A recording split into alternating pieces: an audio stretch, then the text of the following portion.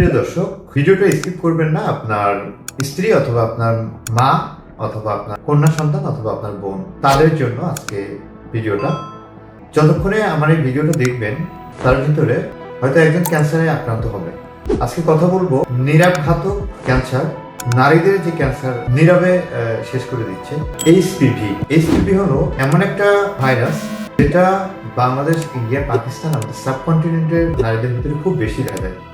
সারা বিশ্বে যতগুলো নারীরা আক্রান্ত হয় তার ভিতরে আমাদের সাবকন্টিনেন্টের মেয়েরাই সবচেয়ে বেশি। কারণ প্রতি বছর 7 লক্ষ এই সার্ভিক্যাল ক্যান্সারে মা বোনেরা মারা যায়। সাধারণত এটা যৌনবাহিত রোগ, সেক্সের মাধ্যমে এটা ছড়ায়, অথবা স্কিন টাচের মাধ্যমে এটা ছড়াতে পারে, অথবা কিস করলে এটা ছড়াতে পারে। এইচপিভি হলো হিউম্যান প্যাপিলোমা ভাইরাস। সারা বিশ্বের ভিতরে এই একটাই মাত্র ক্যান্সার যেটার টিকা আছে। এই ভাইরাসের টিকা আছে, আমরা এটা রুখে দিতে পারি। আমাদের ভিতরে এটার কোনো অ্যাওয়ারনেস নাই, এটার কোনো পরিচিতি নাই, কোনো ক্যাম্পেইন নাই। মা বোনেরা মারা যাচ্ছে। বিশেষ করে মা বোনেরা এটা আক্রান্ত হলে বুঝতে পারে না, লজ্জা পায়। দেখা যাচ্ছে যে এমন সময় যে তারা বুঝতে পারে তখন তারা আক্রান্ত হয়ে গেছে। সার্ভিক্যাল ক্যান্সার তথা জরায়ুর মুখের ক্যান্সার সবচেয়ে বাংলাদেশ এবং ইন্ডিয়াতে বেশি, সাবকন্টিনেন্টের ভিতরে। এই বিষয়টা সাধারণত এড়িয়ে চলে, বলতে চায় না। এখন একটা মানুষের মরণঘাতী ব্যাধি আসার আগে যদি তার অ্যান্টিবডি তৈরি করে দেওয়া যায় তাহলে কিন্তু বেঁচে যেতে পারে।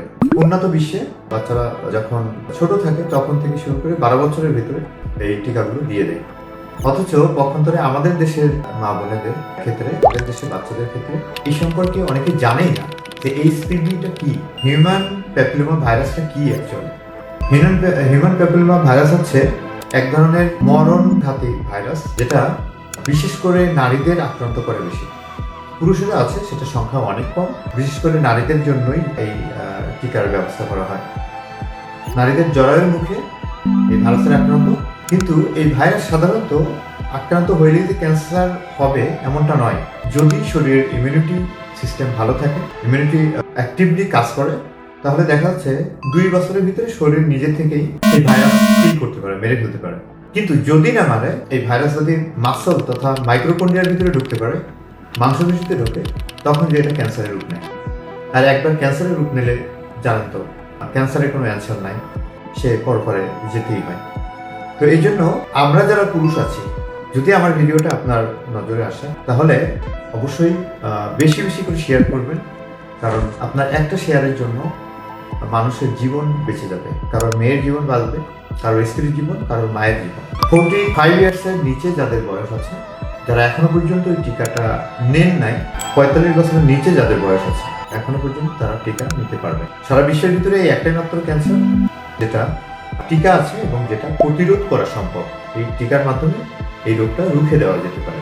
এই ভিডিওটি যারা দেখছেন তারা অবশ্যই সতর্ক হবেন যে আপনার সন্তানকে, আপনার মেয়েকে এইচপিভি টিকা দিয়েছেন কিনা। হিউম্যান প্যাপিলোমা ভাইরাস এর রূপতে এইচপিভি টিকা আপনার সন্তানকে দেওয়া আছে কিনা, অথবা আপনার স্ত্রীকে আপনি দিয়েছেন কিনা, অথবা আপনার মা অথবা বোনকে আপনি এইচপিভি টিকা দেওয়া আছে কিনা। যদি না দেওয়া থাকে তাহলে অবশ্যই দিয়ে নেবেন। কারণ যতক্ষণ ধরে আমার ভিডিওটা দেখছেন এর ভিতরে কেউ না কেউ মারা যাচ্ছে, অথবা এর ভিতরে কেউ না কেউ এই এইচপিভি ক্যান্সার ভাইরাস দ্বারা আক্রান্ত হচ্ছে। সো এটা মরণঘাতী এবং নীরবে অসংখ্য আপনার আমার সন্তান অথবা মা বোনেদের জীবন কেড়ে নিচ্ছে। আচ্ছা, এটা টেস্ট কিভাবে করে? যেহেতু এটা বাইরে থেকে বোঝার কোনো উপায় নেই, আর বিশেষ করে আমাদের বাংলাদেশি মা বোনেরা এগুলো নিয়ে কথা বলতে চান না, তারা নীরবে আক্রান্ত হয়ে যায়। সো এটা নিয়ে কথা বলতে হবে। যদি যোনিপথে কোনো সমস্যা হয়, ইরেগুলার খুব বেশি পরিমাণ পিরিয়ড হতে থাকে, অথবা পিরিয়ড বন্ধ হয়ে যায়, অথবা খুব বেশি পরিমাণ পেইন হয়, তাহলে এটা টেস্ট করবে। এটাকে বলা হয় প্যাপ টেস্ট। শব্দটা হচ্ছে প্যাপ টেস্ট। এই প্যাপ টেস্টের মাধ্যমে এইচপিভি আছে কিনা এটা জানা যায়। খুব সহজে এটা পরীক্ষা করা যেতে পারে। সরকারি হসপিটাল অথবা প্রাইভেট হসপিটাল এগুলো পরীক্ষা করা হয়। প্যাপ টেস্টের মাধ্যমে জানা যেতে পারে এইচপিভি, হিউম্যান প্যাপিলোমা ভাইরাসের ভেরিয়েশনটা কি আছে। এটার ভিতরে অনেকগুলো ভেরিয়েশন আছে। 14টা ভেরিয়েশন হচ্ছে সবচেয়ে বেশি, যেগুলো ক্যান্সার তৈরি করতে পারে, সার্ভিক্যাল ক্যান্সার তথা জরায়ুর মুখের যে ক্যান্সার হয়। আপনারা সবাই সতর্ক হবেন।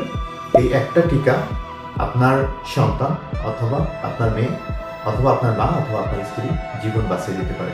সৃষ্টিকর্তা আমাদেরকে আকল দিয়েছেন, আমাদেরকে সতর্ক হওয়ার জন্য এই ভিডিওটা খুব বেশি বেশি শেয়ার করবেন, কারণ অসংখ্য মানুষ জীবন হারাচ্ছে অল্প বয়সে এই সার্ভিক্যাল ক্যান্সারে আক্রান্ত হয়ে। আজকের মতো এই বিষয়ে, হিউম্যান প্যাপিলোমা ভাইরাস বিষয়ে আজকের মতো এখানে। পরবর্তীতে এই টিকা কোথায় দিতে হয়, কোন কোন বয়সে দেওয়া যেতে পারে এবং কোথায় পাওয়া যেতে পারে এ সম্পর্কিত বলবো। সে পর্যন্ত ভালো থাকবে সবাই, সবার জন্য শুভকামনা। খুদা হাফেজ।